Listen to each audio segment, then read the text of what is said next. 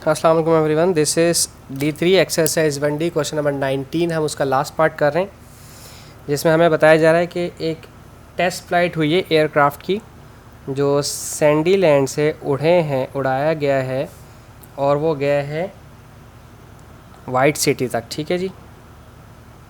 और कहते हैं पहले सैंडी लैंड से वाइट सिटी तक गया है और फिर वाइट सिटी से वापस सैंडी लैंड तक उसे लेकर आया गया, चूँकि टेस्ट फ्लाइट है। ओके अच्छा, फर्दर इन्फॉर्मेशन देते हैं कि the distance between the Sandy land and the white city is 450 kilometre. Okay ठीक है, यानी कि यहाँ से डिस्टेंस 450 किलोमीटर है, यानी कि एक दफ़ा 450 किलोमीटर ट्रैवल किया होगा फ्लाइट्स के लिए और फिर वापस बैक किया होगा, तो फिर दो दफ़ा यानी कि 900 किलोमीटर हो गया होगा I guess. And total time taken for the whole journey, यानी कि यहाँ से यहाँ तक आने जाने का जो टोटल टाइम है वो कह रहे हैं 5 आवर 30 मिनट, यानी कि 5.5 आवर्स। मैं डायरेक्ट कर रहा हूँ उसको, ठीक है। 5.5 घंटे होते हैं, 5.5 आवर्स हो रहे हैं, ठीक है। और कहते हैं given that there is a constant wind blowing from sandy land to the white city. Okay ji, okay ji, okay ji, ये इन्फॉर्मेशन आपके काम की है। हवा जो है, हवा की जो डायरेक्शन है वो सैंडी लैंड से वाइट सिटी की तरफ है। इसका एडवांटेज क्या होगा, जब आप प्लेन उड़ाएंगे यहाँ से यहाँ तक तो आपको एडवांटेज क्या होगा कि आपकी स्पीड तेज़ होगी, क्योंकि एक तो एयरक्राफ्ट की स्पीड है प्लस विंड की स्पीड है, तो आपकी स्पीड तेज़ हो गई।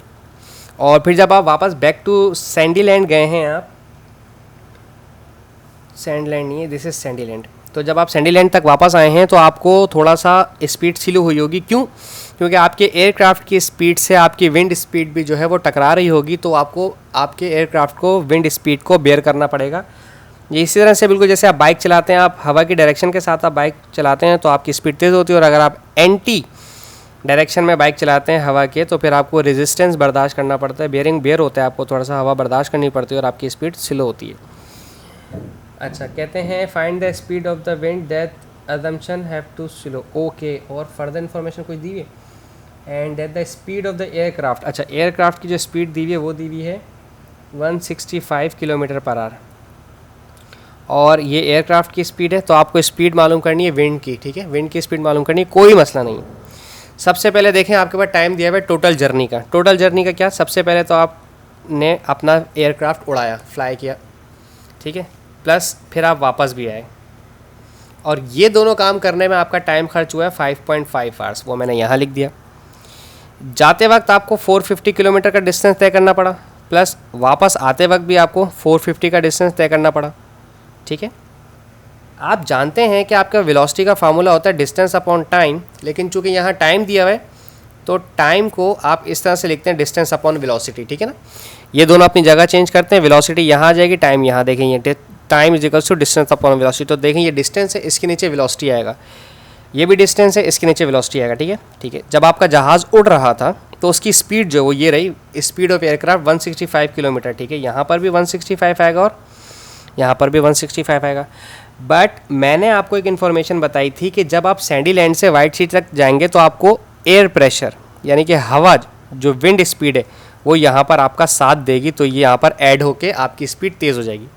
मोर ओवर जब आप वापस आ रहे होंगे, जब आप वापस आएंगे तो यहाँ पर आपके पास 165 से आपकी स्पीड स्लो हो जाएगी, क्योंकि आपको यहाँ पर एयर प्रेशर बर्दाश्त करना पड़ेगा। अब हमारा सवाल सही मायनों में यहाँ से शुरू होता है। मैं लूँगा इन दोनों का एलसीएम। एलसीएम कैसे लेते हैं, हम इन दोनों को करवाएंगे multiply, 165 plus x multiply by 165 minus x. ठीक है, और हम करेंगे क्रॉस मल्टीप्लाई इस तरह से, 450 multiply by 165 minus x plus 450 multiply by 165 plus x. ठीक है, ये यहाँ से इससे मल्टीप्लाई होगा और ये इससे मल्टीप्लाई होगा। फर्दर मोर यहाँ पर हमारे पास 5.5 लिखा रहा। अच्छा, अब अगर आप थोड़ा सा गौर फरमाएं तो सॉरी, तो यहाँ पर देखें 450 यहाँ पर भी और 450 यहाँ पर भी, मैं 450 कॉमन ले सकता हूँ। मैंने 450 कॉमन ले लिया। जब यहाँ से 450 कॉमन ले लिया तो 165 और माइनस एक्स अकेला बचा, 165 माइनस एक्स अकेला बचा, प्लस क्योंकि यहाँ प्लस था इसलिए प्लस लिया। ठीक है, 455 बाहर कॉमन दे दिया तो 165 प्लस एक्स बचा। और नीचे आप जानते हैं कि a प्लस बी और a माइनस बी का फार्मूला इस्तेमाल होगा, जो कि होता है a square minus b square. तो यानी कि a की जगह 165 लिखा हुआ है, यहाँ भी 165, यहाँ भी 165। फार्मूले में माइनस है इसलिए मैंने माइनस लगाया, और यहाँ दोनों जगह b की जगह x लिखा है इसलिए x स्क्वायर 5.5। ठीक है। अब अगर आप थोड़ा सा कंसंट्रेशन से देखें तो देखें ये पॉजिटिव x और नेगेटिव x आपस में कैंसिल हो गया, और 450 165 और 165 ऐड किया तो this is 330 is equals to 5.5।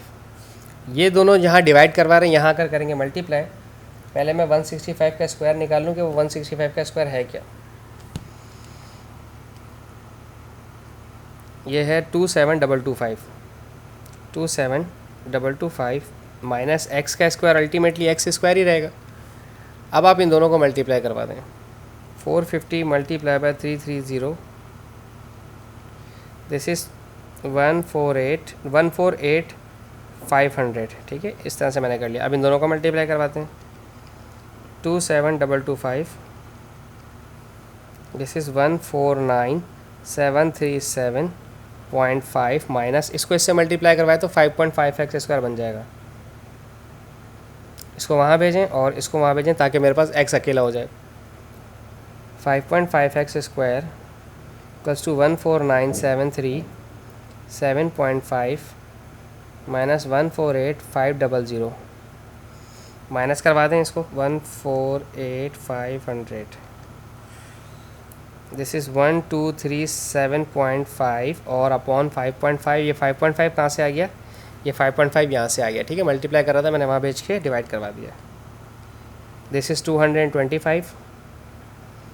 आप जानते हैं जब एक तरफ स्क्वायर होता है और दूसरी तरफ स्क्वायर होता है और उसको हटाम करने के लिए तो आपको दोनों तरफ रूट लेना पड़ता है और दूसरी तरफ हमें प्लस माइनस रूट लेना पड़ता है।